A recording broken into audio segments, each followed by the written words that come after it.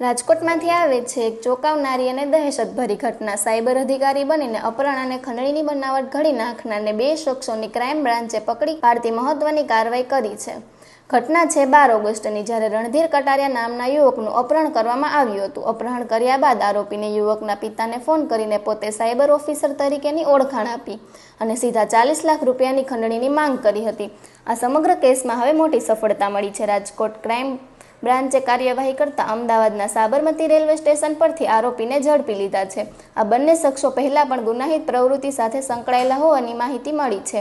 Cyber ગુનાઓ વધતા ખતરા વચ્ચે પોલીસ વતી જણાવી દેવામાં આવ્યું છે કે કોઈપણ અધિકારીને દાવો કરનાર અજાણ્યા વ્યક્તિઓથી સાવધાન રહેવું અને તાત્કાલિક પોલીસનો સંપર્ક કરવો આજની સમયમાં આ જરૂરી બન્યું છે। વધુ અપડેટ્સ માટે જોડાયેલા રહો આરપી ગુજરાત ન્યૂઝ સાથે।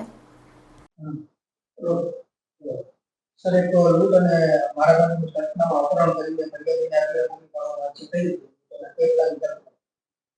ગઈ 12 તારીખના રોજ 12 ઓગસ્ટના રોજ બી ડિવિઝન પોલીસ સ્ટેશનમાં એક લૂંટ વિથ અપહરણ અને મારામારીનો ગુનો દાખલ થયેલો હતો।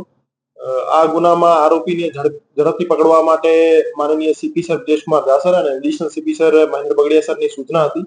તો આ સૂચનાની ઇમ્પ્લિમેન્ટેશન માટે એસીપી ક્રાઇમ શ્રી ભરત બસિયાના નેતૃત્વમાં ક્રાઇમ બ્રાન્ચના પીઆઈ અને પીએસઆઈ શ્રી લાગેલા હતા। ગઈકાલે આ ગુનામાં 2 આરોપી જેમાં મનીષ ઉર્ફે મોહિત ચમનભાઈ ગોહિલ અને અલબાજ ઉર્ફે રઈસ મોહમ્મદભાઈ ભાડુલા 2 આરોપીઓને પકડી પાડવામાં આવેલ છે અને એક જે એમાં ત્રીજો આરોપી હતો એની શોધખોળ હાલમાં ચાલુ છે। બંને આરોપીઓને અટક કરી બી ડિવિઝન પોલીસ સ્ટેશનને સોંપી દેવામાં આવેલ છે। એમાં જે મનીષ ઉર્ફે મોહિત ચમનભાઈ ગોહિલ જે આરોપી છે એના વિરુદ્ધ અગાઉમાં 3 ગુના દાખલ થયેલા છે અને એક વખત પાસા પણ થયેલી છે।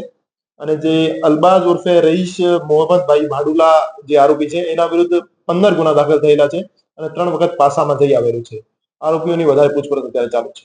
સાયબર ક્રાઇમ અધિકારીની પૂરી ઓળખ આપો કે કઈ ઓળખ આપવાની પોલીસ જે ફરિયાદી હતો એમને પોતાની ગાડીમાં બેસાડીને એમના સાથે મારામારી કરી લૂંટ કરેલ હતી અને પોતાની ઓળખ સાયબર ક્રાઇમના એક અધિકારી તરીકે આપી હતી અને એમના ફાધર પાસેથી 40 લાખની ખંડણીની માંગણી કરવામાં આવેલ હતી।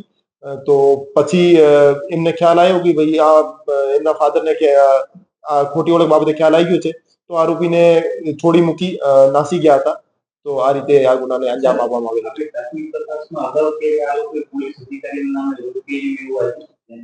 ના, હજુ સુધીની જે તપાસ છે એમાં પહેલી વખત એવું ખોટી સરકારી અધિકારીની ઓળખ આપી એવો ગુનો કરેલો છે। આ પહેલો ગુનો છે।